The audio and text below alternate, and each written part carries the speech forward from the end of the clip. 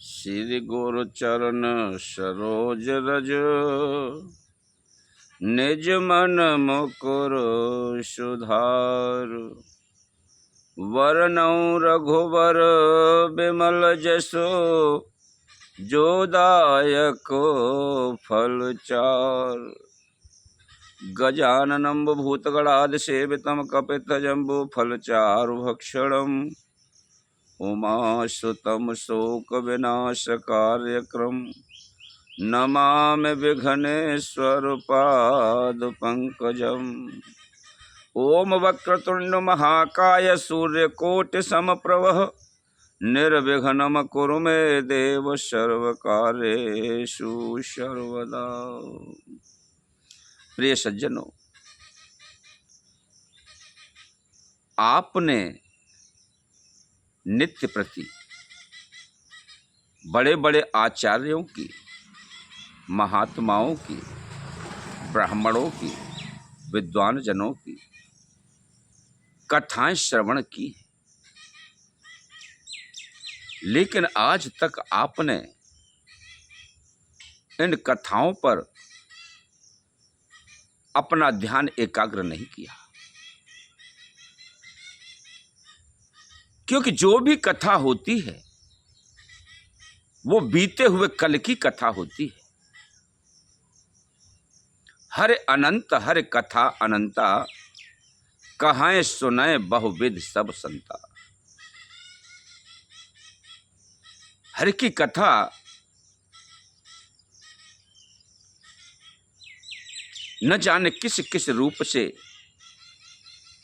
किन किन स्थानों पर, किन किन ऋषि मुनियों ने उसे विस्तार पूर्वक कहा। वह ही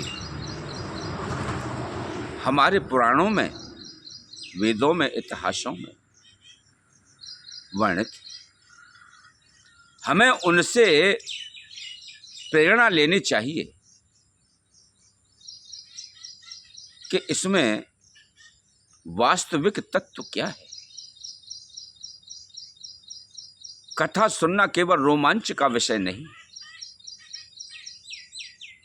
आप उसे अपने हृदय की गंभीरता से लें और उन पर ध्यान लगा करके उनका निचोड़ करें कि तत्व क्या है इसमें। ये केवल आपको समझाने के माध्यम से कथाओं का विस्तार किया जाता है। असली स्वरूप तो अपने हृदय में विराजमान है।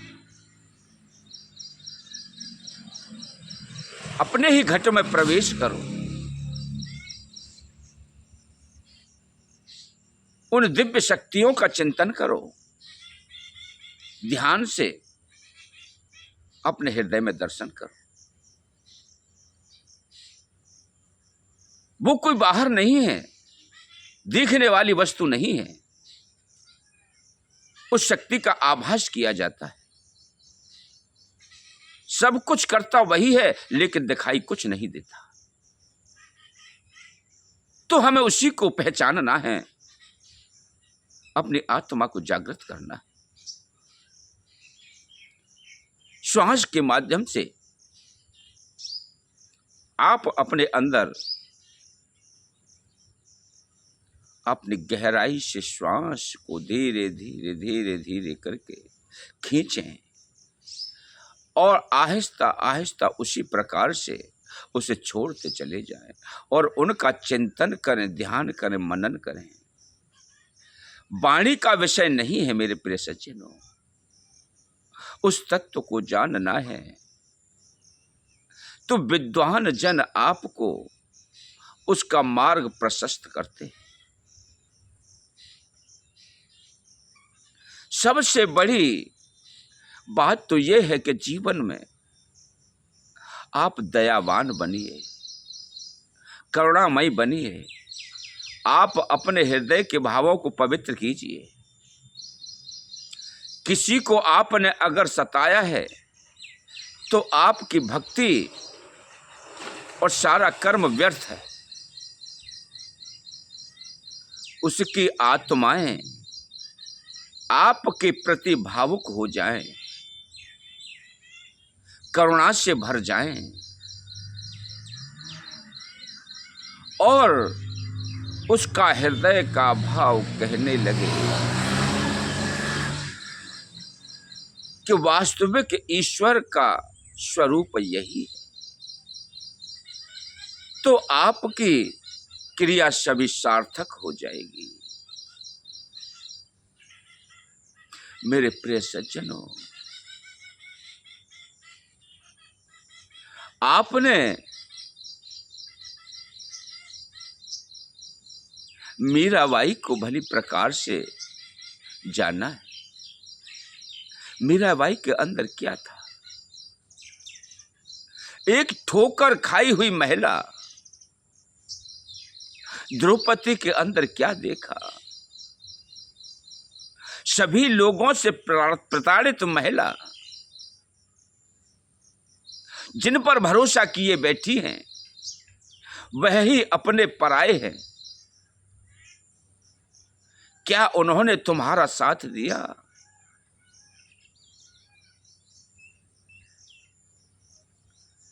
अरे मेरे प्रिय भक्तों, उसी अंश को जानो जो कि सारी क्रियाएं करता है, दिखता कुछ नहीं है। आप बताइए वो शक्ति कौन है जिसने पुष्पों में ये कलर भरे हैं, जो जड़ को चेतन करते हैं और चेतन को जड़ कर देते हैं।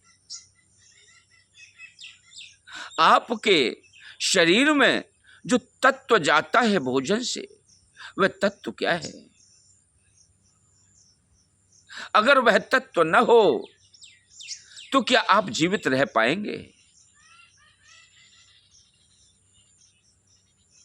जरा विचार करने का विषय है कि उस पर विचार करके तो देखो।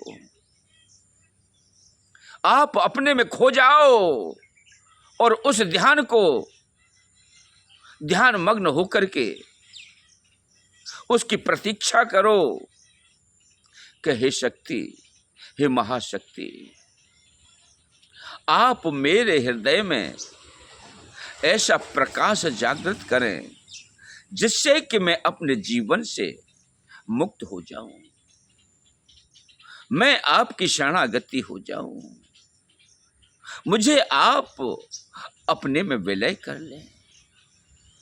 मुझे कुछ वस्तु की आवश्यकता नहीं है, मुझे कुछ नहीं चाहिए।